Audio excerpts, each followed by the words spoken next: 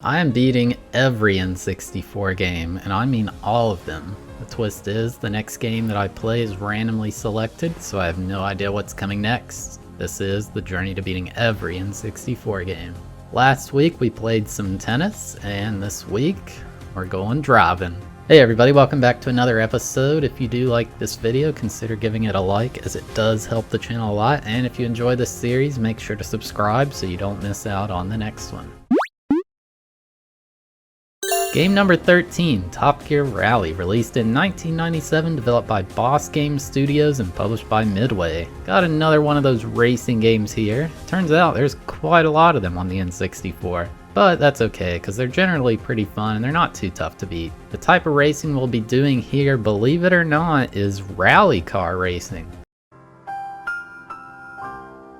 Basically, this type of racing has a lot of off-road scenarios and tons of drifting. So I'm not sure if this game is supposed to be affiliated with that TV show Top Gear. I've never actually watched it, but I feel like it's supposed to be. So the mode we'll be tackling in this game is the Championship, where we play through a series of racing seasons where we have to get a certain amount of points in each one to move to the next. First up is Spring, with only 2 races. In each race you gain points based on what place you finished. 9, 6, 5, 3, 2, 1, or first through 6th place respectively. Before racing, we pick the car we want and how to set it up. We start off with just 2 to pick from, but you get more later. The car you pick isn't too important, just try to have the speed and acceleration as high as possible. However, the other features are very important. So now after you pick your car, you can pick how your car handles, and the game doesn't really explain this at all. It just shows pictures of different steering wheels. I was so confused. But basically, the smaller the steering wheel is, the more abrupt your turns will be, but you'll be able to make adjustments to your direction more easily.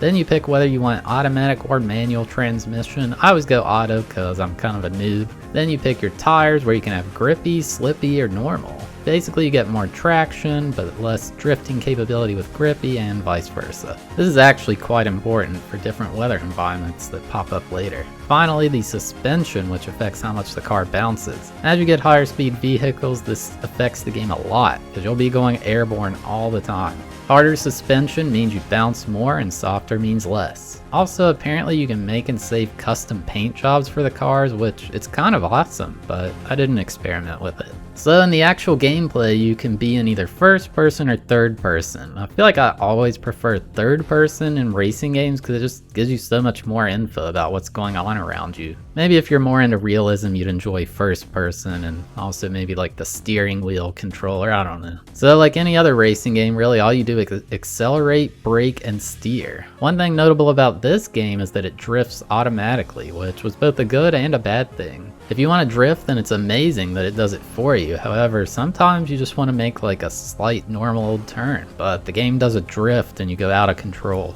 One thing I thought was real strange is how the game starts the races. In most racing games, you start out with everyone else in a big pile. Like, some people are ahead of each other, but it's only very slightly. In this game, you always start in last, and you always start really far back from all the other racers. So the entire time you're playing a game of catch up on everyone else. I guess the game would be way too easy if they didn't do this, but it was still pretty frustrating. Anyway, this first course has you driving along like an oceanside roadway, nothing too wild. The terrain you're on feels like it affects how you drive, and driving on pavement like this is nice and smooth. One thing to note is every track has at least one shortcut you can take that may or may not be worth it, depending on how out of control you get. Oh yeah, did I mention this game has no damage and basically no interaction with other cars? So with the shortcuts, I snagged first place on my very first race in this game. First. The second course has us driving through some jungle place that kind of looks like the place in The Lion King. It's still not too tough to get through, especially with the weather being sunny and dry. I also learned you can bounce on other cars in this course. Oh.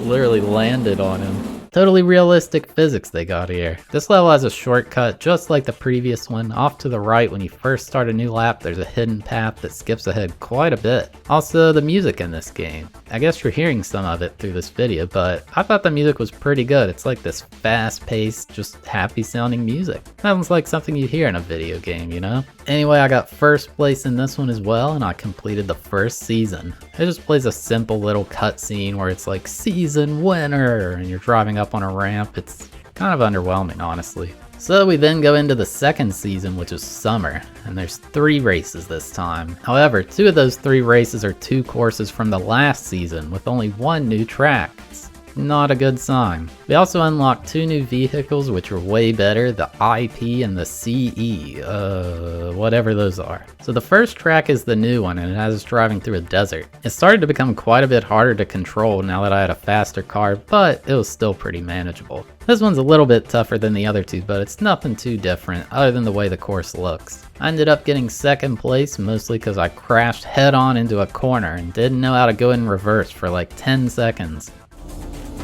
How do you go in reverse? Also, this one has a shortcut, but I didn't find it during this race. So yeah, after that we just repeat the same 2 courses from the previous season. The first one, the coastline course, went about the same as the first time and I got first place. Second one, the jungle course, was a bit different as it was raining this time. This causes the visibility to drop quite a bit and it makes the roads more slick. Like, look how impossible it is to see in this tunnel. I cannot see. Dude, what the heck?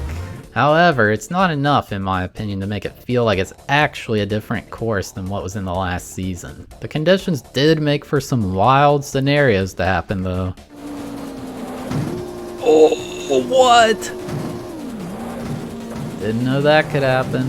Ended up getting 4th in this race, but thankfully it was enough points to win the season. So the next season is fall with 4 races. Once again, the game reuses the previous 3 and only adds 1 new course, the mountain. It's a big problem with this game in that there aren't enough new courses to keep it interesting for long enough. Sure, they can change the weather in them, but ultimately it's the same track. Now we can use the SP or the M3, which are even faster. The previous car is maxing out at like 175 kilometers per hour. This one easily reaches 240. However, with that much speed, you gotta be careful around turns, because you can cause some wild crashes. Holy oh my god! What the heck? Ended up getting 5th place on the first race just because it was so hard to adjust how fast the car was going now. So then we replay the desert course and I did find the shortcut this time. You turn right near the start and it drives you through some woods, but the trees here have some pretty wild physics. I just drove up a tree. During this race is when I learned about one of the most useful tricks to doing well in this game, what I called wall strats. Basically, since your car doesn't have any health or anything like that, and you don't really recoil when you hit something, if you slam into a wall that's along the side of the road, you can just drive along that wall with the gas held the entire time. And you can navigate through turns at full speed. With my new wall strats, I was able to climb up and secure 3rd place in this race despite somehow doing a wheelie near the end. Why did you just do a wheelie? What on earth?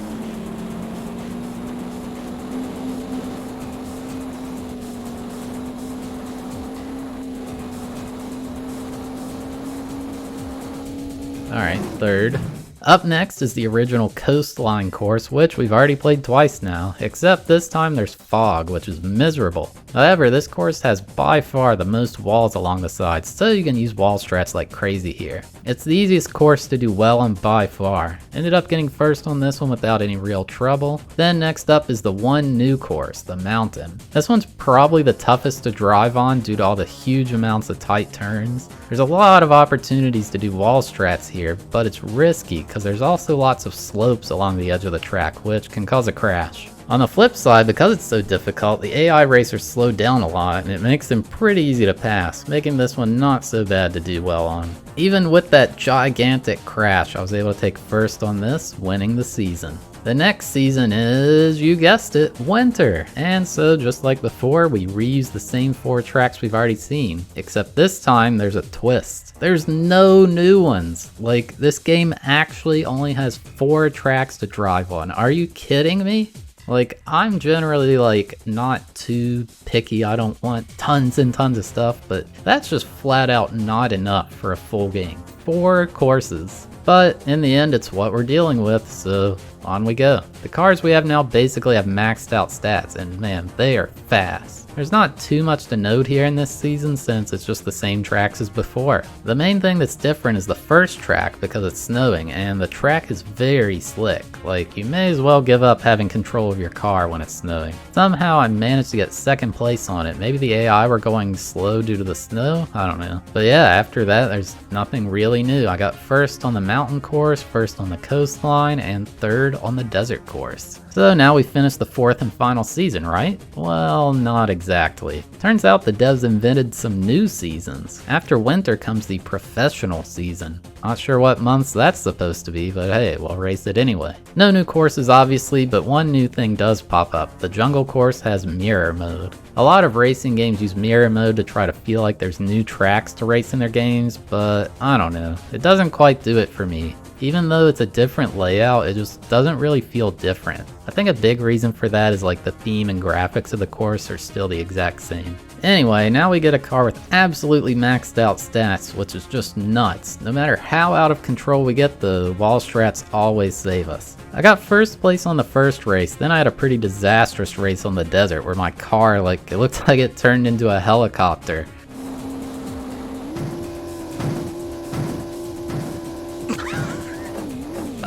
And I got 9th place. No big deal, this game's pretty generous with the points since you get 9 for a first place and you only need 20 to advance. Ended up getting 5th on the mirror snowy jungle course, which is just an absolute nightmare to drive on. That only left me with 11 points, so I needed to get first on the mountain course to advance. I was in pretty good shape when my car suddenly got soft locked along a curb. I think we're still good. Unless first place is cheating. Where the heck are they?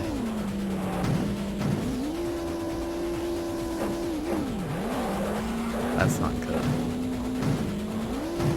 This is...